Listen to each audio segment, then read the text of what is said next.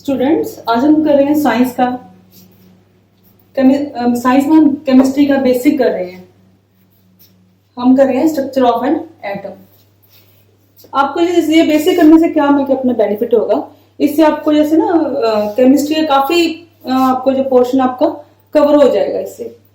क्योंकि अगर आप मॉलिक्यूल्स की बात करते हो, केमिकल रिएक्शंस की बात करते हो, एसिड एंड बेसिस की बात करते हो, तो उन सब में इसका जो है यूज होता है। आपको अगर ये चीज क्लियर है तो आपको उसमें क्रैमिंग करने की जरूरत नहीं है, क्वेश्चन को आप इजिली कर सकते हो इसको। अब आप सबको पता ही है कि एटम होता क्या है। Atom is the smallest particle into which an element can be divided.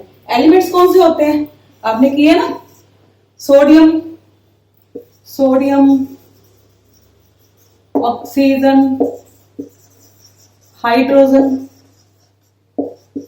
ये सब क्या है, एलिमेंट्स हैं। ओके, तो अब हम करते हैं कि जो एटम है, जो एटम है इसकी स्ट्रक्चर क्या होती है।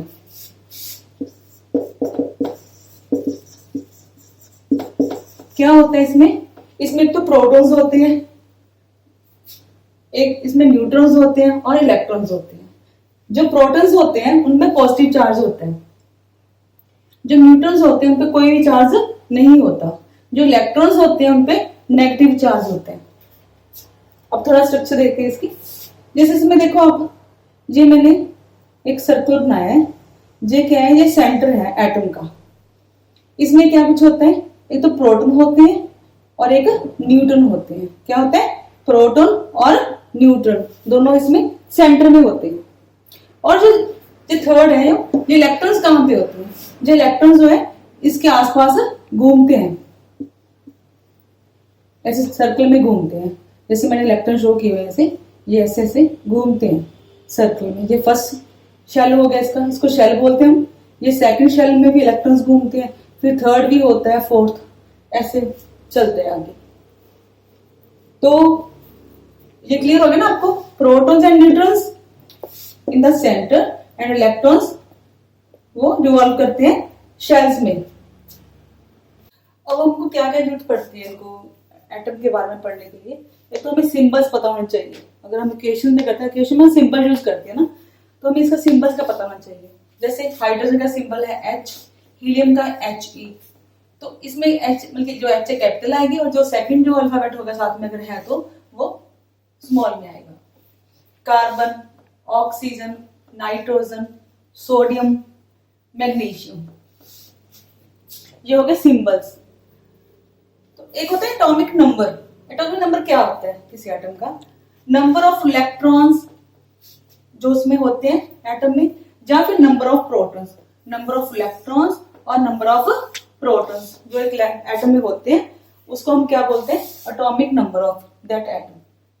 फॉर एग्जाम्पल आप कार्बन का ही ले लो। कार्बन का जो एटॉमिक नंबर है वो कितना है, 6। इट मीन्स क्या कि कार्बन में 6 जो है इलेक्ट्रॉन्स हैं और 6 ही प्रोटॉन्स हैं। कार्बन में क्या है, 6 electrons and 6 protons. That is its atomic number. Atomic number of carbon is 6। अब आप एक होता है एटॉमिक मास। एटॉमिक मास क्या होता है,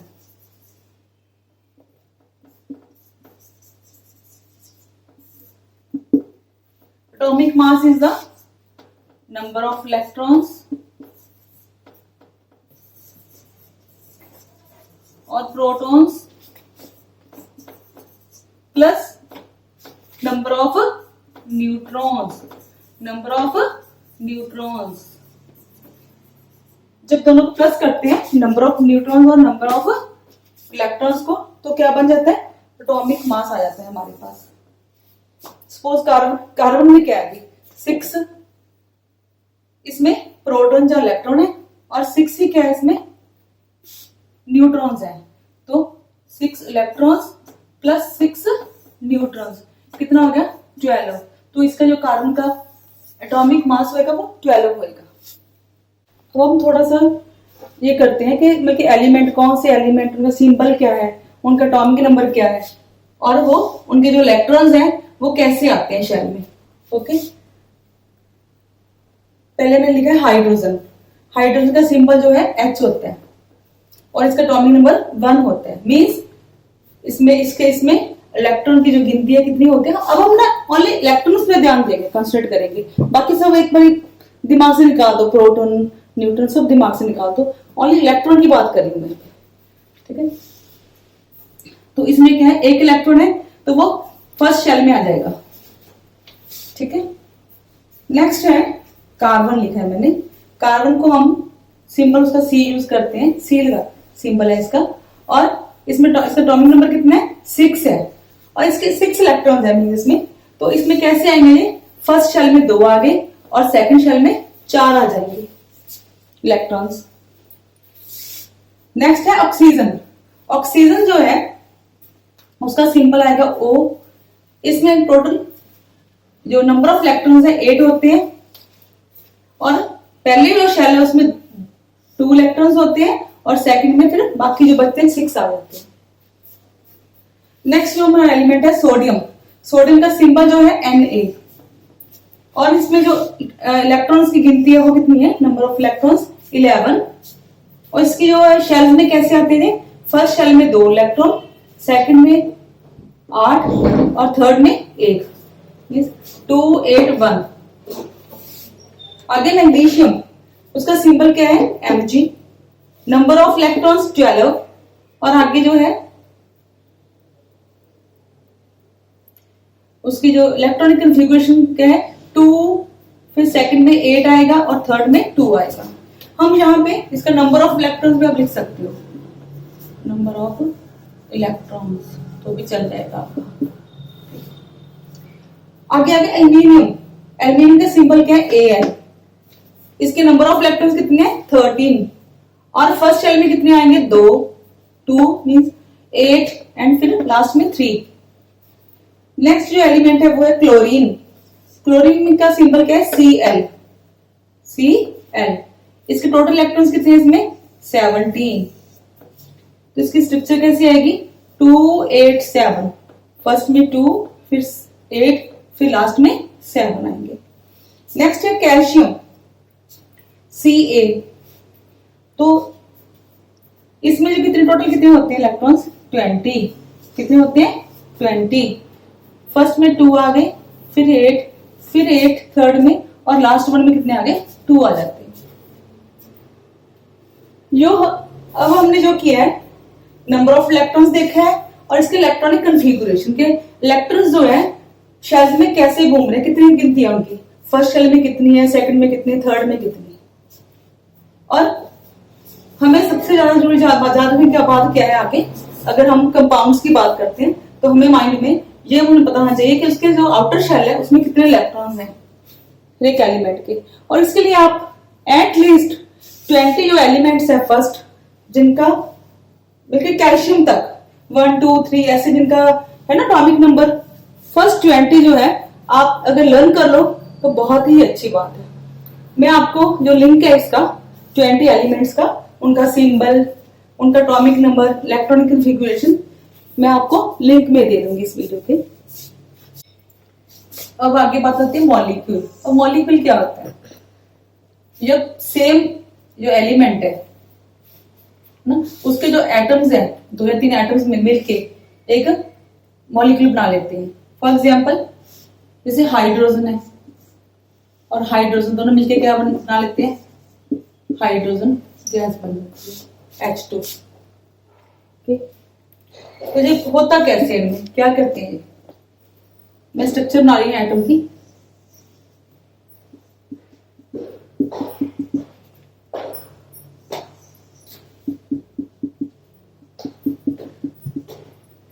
एक हाइड्रोजन ये हो गया, एक हाइड्रोजन जो है एटम J हो गया। अब आपको बता चुकी हूं मैं कि जो हाइड्रोजन है उसमें जो है एटम्स की जो गिनती कितनी होती है, एक ही होती है। इसमें भी एक है, इसमें भी एक है। ओके, अब ये कैसे मिले, देखो ना, जो एटम मिलकर अपना मॉलिक्यूल्स है वो क्या करेंगे, आपस में वो क्या करेंगे, इस इलेक्ट्रॉन को शेयर कर लेंगे। ये कहेगा भाई तू मुझे अपना इलेक्ट्रॉन, मैं तुझसे शेयर कर रहा हूं। अब हमारे मेरे पास कितने हो गए, 2 हो गए। अब इसके पास भी कितने हो गए, 2 हो गए। इन्होंने आपस में शेयरिंग कर ली है। तो क्या बन गया, H2 बन गया। सेम ऑक्सीजन का देख लेते हैं हम लोग। ऑक्सीजन का वो भी ऐसे ही करेंगे।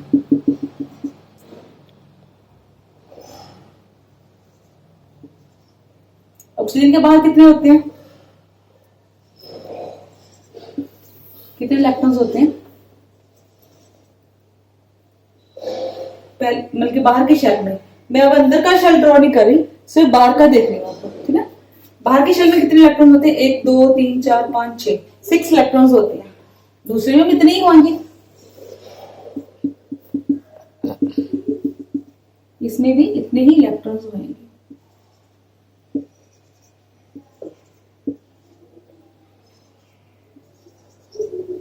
ओके, तो अब ये क्या कर रहे हैं, इसमें घूम रहे हैं।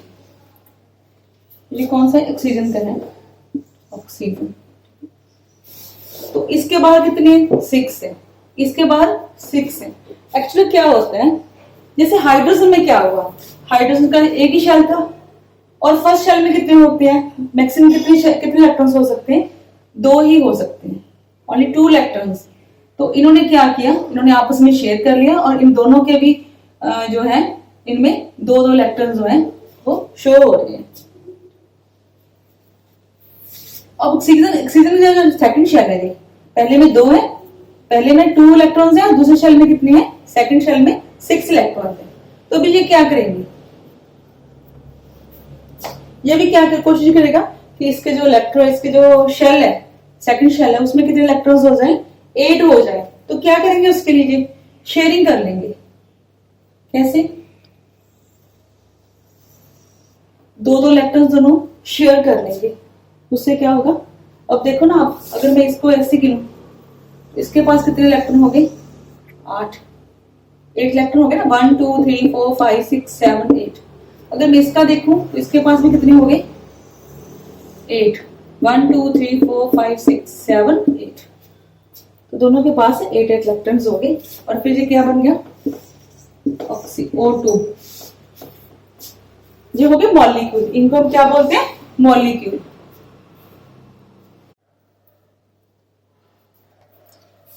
अब हम बात करें कंपाउंड की। जब 2 डिफरेंट जो है एलिमेंट्स के जो एटम्स है आपस में केमिकली वो मिलते हैं तो हम उनको क्या बोलते हैं, कंपाउंड। जैसे sodium chloride, methane, magnesium chloride, ये सब क्या है, ये कंपाउंड है। इसमें क्या है, देखो सोडियम क्लोरीन मिले हुए हैं, इसमें कार्बन एंड हाइड्रोजन मिले हुए हैं, इसमें मैग्नीशियम एंड क्लोरीन मिले हुए हैं। तो ये 2 है जो है एलिमेंट्स के जो है अपने एटम्स है वो मिलके ये कंपाउंड बनाते हैं और ये केमिकली बॉन्डेड होते हैं। और ये नया जो है ना तो उसमें जो नया बनेगा, जो सोडियम क्लोराइड है, ये सोडियम और क्लोरीन से बना है, बट इसमें ना तो सोडियम की जो है प्रॉपर्टीज होती है ना क्लोरीन की होती है। ये बिल्कुल डिफरेंट कंपाउंड बन जाते हैं, बिल्कुल डिफरेंट जो है बन जाते हैं, ठीक है। अभी कंपाउंड आ गया मिक्सचर। अब हम मिक्सचर की बात करें, आपको समझ लगे कंपाउंड होता क्या है इसमें। अब मिक्सचर क्या होता है, सपोज आपने क्या किया, आपने सॉइल ले ली और उसने आपने जो है सॉल्ट मिक्स कर दिया, तो ये क्या बन गया, मिक्सचर बन गया। जो सॉइल प्लस सॉल्ट है, क्या वो डिफरेंट चीज बन जाएगी, कोई नहीं, उसमें सॉल्ट भी रहेगा, उसमें सॉइल भी रहेगी, ठीक है। मीन्स वो केमिकली वो है, उनमें रिएक्शन नहीं होगा, केमिकल रिएक्शन नहीं होगा, वो डिफरेंट अलग अलग ही पड़े रहेंगे। मीन्स उनकी जो प्रॉपर्टीज है वही रहेंगी, है ना। और मिक्सचर की प्रॉपर्टी क्या हो जाएगी, सॉइल और सॉल्ट वाली। तो इसको हम क्या बोलेंगे, मिक्सचर। अब हम बात करते हैं ओनली कंपाउंड की, क्योंकि हमारा जो है वो है तो उसी पे ना, कंपाउंड पे बेस्ड।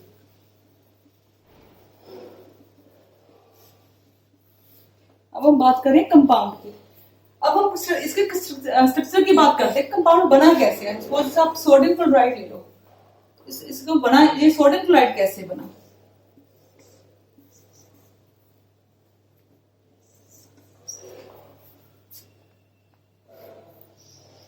अब हमें फिर इलेक्ट्रॉनिक कन्फिग्रेशन पे जाना पड़ेगा, ओके, और देखना पड़ेगा कि उनके पास कितने कितने इलेक्ट्रॉन्स हैं आउटर शेल में। अब सोडियम जो है, सोडियम के आउटर शेल में, सोडियम में टोटल कितने होते हैं इलेक्ट्रॉन्स? 11।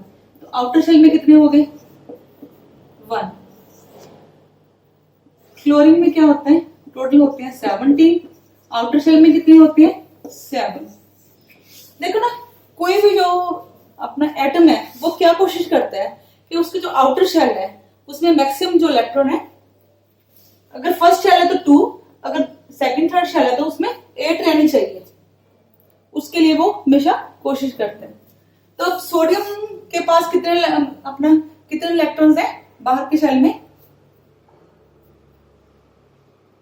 बल्कि वो दे सकता है, कहने का मतलब जो सोडियम है वो एक इलेक्ट्रॉन है वो दे सकता है, क्योंकि एक ही है उसके पास। उसको फिर क्या हो जाएगा, उसके 8 हो जाएंगे आउटर शेल में। तो ये क्या है? 7। ये क्या करेगा? लेने की कोशिश करेगा कि जो मेरे पास 8 हो जाए। सोडियम फिर देगा और क्लोरीन लेगा। सोडियम कितने देगा? 1। क्लोरीन कितने लेगा? ले सकता है 1 ही ले सकता है। तो क्या होगा? सोडियम और क्लोरीन मिलके क्या करेंगे? वो सोडियम कंपाउंड बना लेंगे। उसमें क्या होगा? उसका मिलकर स्ट्रक्चर क्या होगी? NaCl, ये बनेगा, ठीक है, NaCl बन जाएगा। अब दूसरा देखते हैं, मैग्नीशियम क्लोराइड। मैग्नीशियम और क्लोरीन से मिलकर बना है। अब मैग्नीशियम में कितना होता है इलेक्ट्रॉन से, जो मतलब अपना कितनी होती है बाहर की शेल में कितने इलेक्ट्रॉन्स होते हैं देखते हैं अभी। 12 total number of electrons, okay, और कन्फिग्रेशन क्या था? 2 8 2। तो इसमें क्या है, जो आउटर शेल है उसमें 2 इलेक्ट्रॉन्स। इट मीन्स जो मैग्नीशियम है वो 2 इलेक्ट्रॉन्स जो है, 2 इलेक्ट्रॉन्स वो इजिली दे सकती है, बट क्लोरीन तो एक ही ले सकता है। क्लोरीन तो एक ही ले सकता है, तो एक कहां जाएगा इसका? इसको क्या करना पड़ेगा?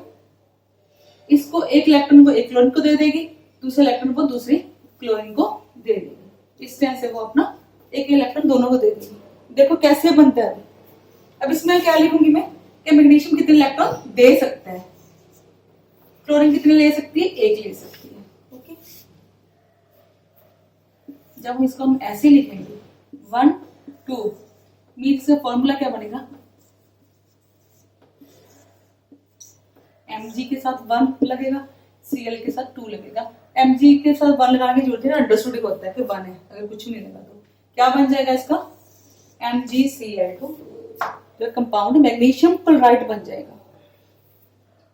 अब आपको एक और बता रही हूँ ताकि आपको थोड़ा क्लियर हो जाए। अब हम बात करते हैं एल्यूमिनियम क्लोराइड की। एल्यूमिनियम में कितना होता है? उसके जो है टोटल इलेक्ट्रॉन्स की गिनती होती है 13। फर्स्ट में आएंगे 2, फिर आएंगे 8, फिर लास्ट में आएंगे 3। अब वो क्या करेगा? 3 देने उसको इजी है ना, 5 लेने उसको 3 देने इजी है ना, तो वो 3 देगा, वो 3 इलेक्ट्रॉन्स दे सकता है। अगर हम इसको देखें तो एल्यूमिनियम क्लोराइड, तो एल्यूमिनियम ने क्लोरीन से ही जो है कंपाउंड बनाया है, तो वो कैसे इसको 3 देगा? क्यों? क्लोरीन तो एक ही ले सकती है, तो 3 कैसे देगा? फिर वो क्या करेगा? 3 क्लोरीन को अलग अलग देगा, एक को एक दे दिया, दूसरे को एक दे दिया, तीसरे को एक दे दिया। इसलिए ये बन जाता है हमारा ये फॉर्मूला। एल्यूमिनियम दे सकता है 3, क्लोरीन ले सकता है 1। जब मैं इसको ऐसे लिखेंगे तो क्या बन गया? Aluminium chloride.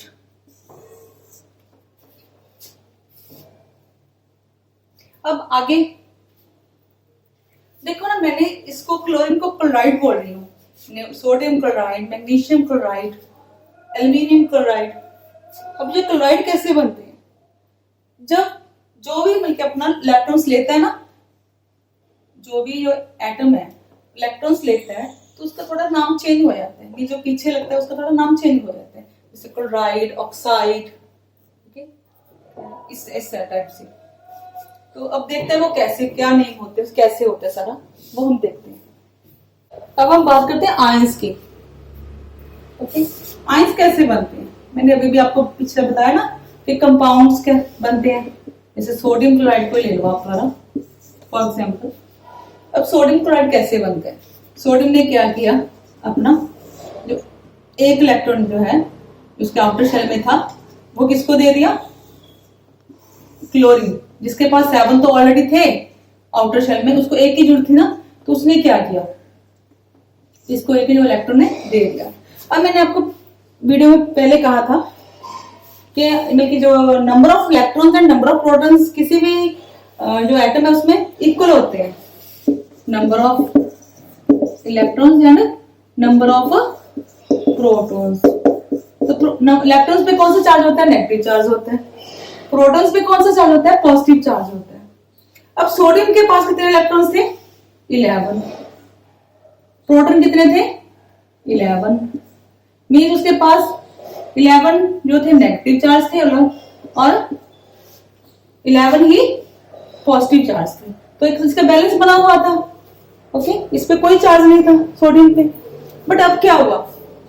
अब सोडियम ने क्या किया, जो एक इलेक्ट्रॉन है वो दे दिया। ओके, तो इसके पास कितने बचे? 10 इलेक्ट्रॉन। और प्रोटॉन कितने हैं? 11 ही है। 10 इलेक्ट्रॉन रह गए इसके पास और प्रोटॉन कितने रह गए? 11। तो इसके पास अब चार्ज कौन सा ज्यादा हो गया? एक चार्ज जो है पॉजिटिव बढ़ गया। तो मैं इसमें क्या लिखूंगी? सोडियम आयन, इसको हम बोलते हैं सोडियम आयन।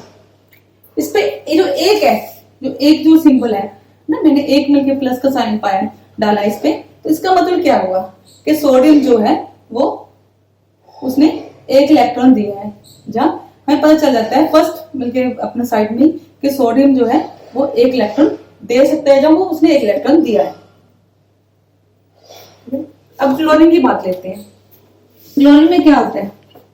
क्लोरीन में क्या होता है? 17 इलेक्ट्रॉन्स एंड 17 ही प्रोटॉन है। बैलेंस है इसका चार्ज। ओके, अब क्लोरीन ने क्या किया, इसने ऑक्सीजन से क्या किया, एक इलेक्ट्रॉन ले लिया। कितने हो गए इसके पास? टोटल 18 हो गए।